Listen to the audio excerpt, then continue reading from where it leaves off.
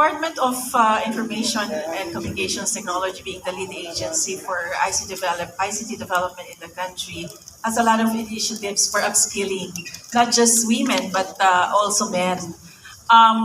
In partnership with the private sector, the academe, non-government organizations like Connected Women, we provide opportunities for women to be trained and to upskill, not just basic literacy, but also the higher level of ICT courses. But I'm curious, are you requiring certain companies?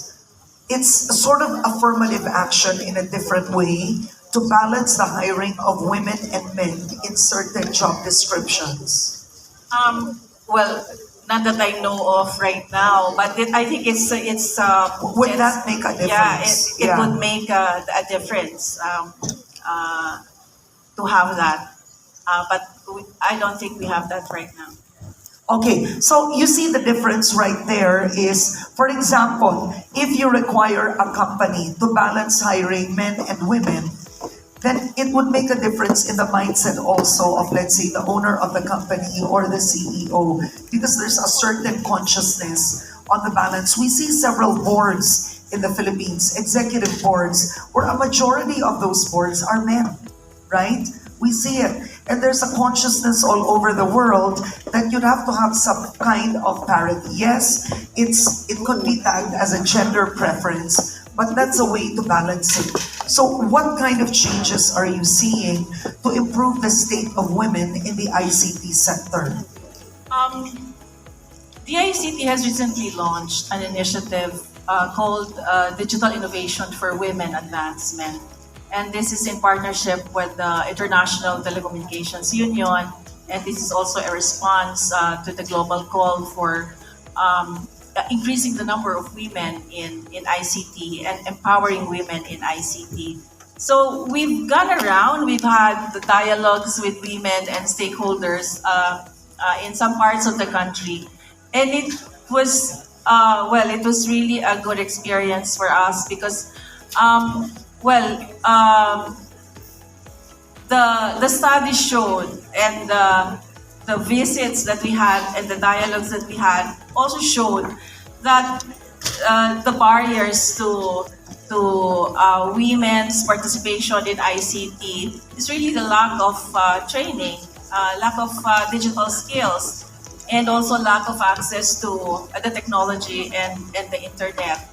And so the department is really working towards addressing these barriers, and we are aggressively deploying internet connectivity in geographically isolated and disadvantaged areas in remote communities, now as mandated by our president, and also as it's the mandate of the ICT as well.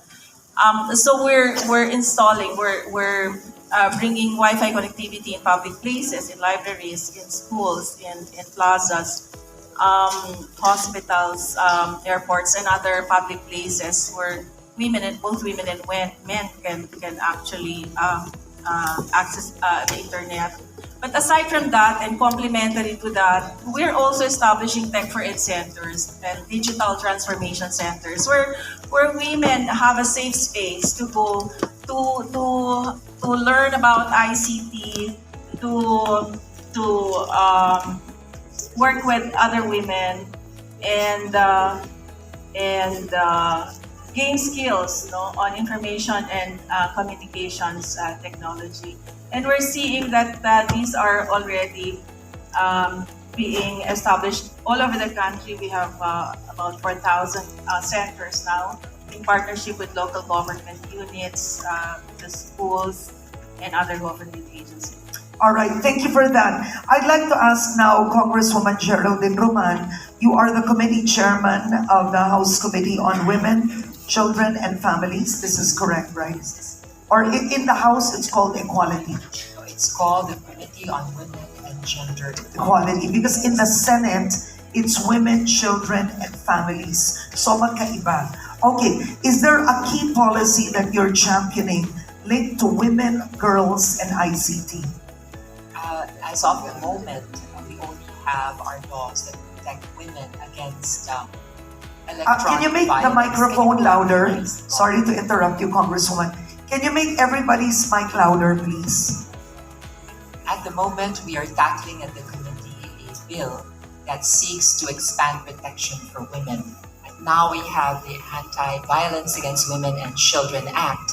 But because of the onset of internet and the social media, we have to define the new forms of violence being committed against women.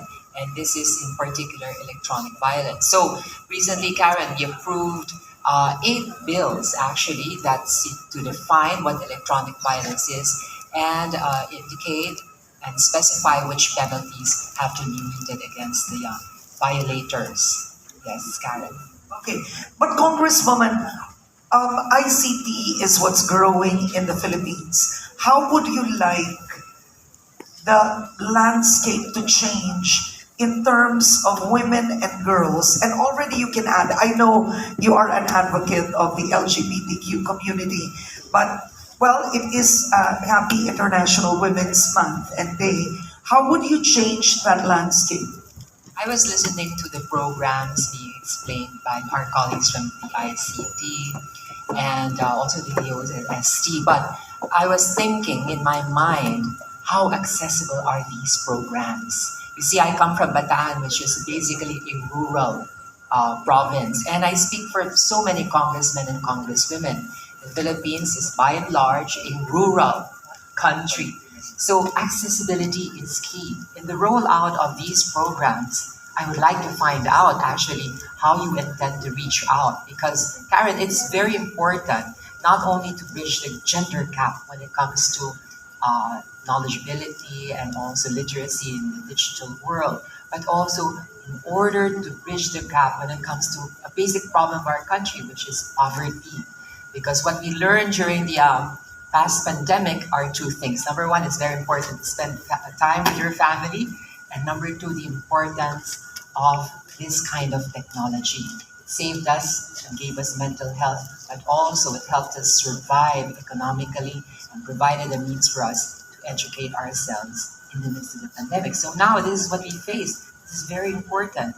So my belief, we have to reach out to the most remote areas of our country to bridge not only the gender gap but also the problem of poverty. I'd like to open the floor to questions coming from the audience. I know that there are NGOs here. Is there an extra mic?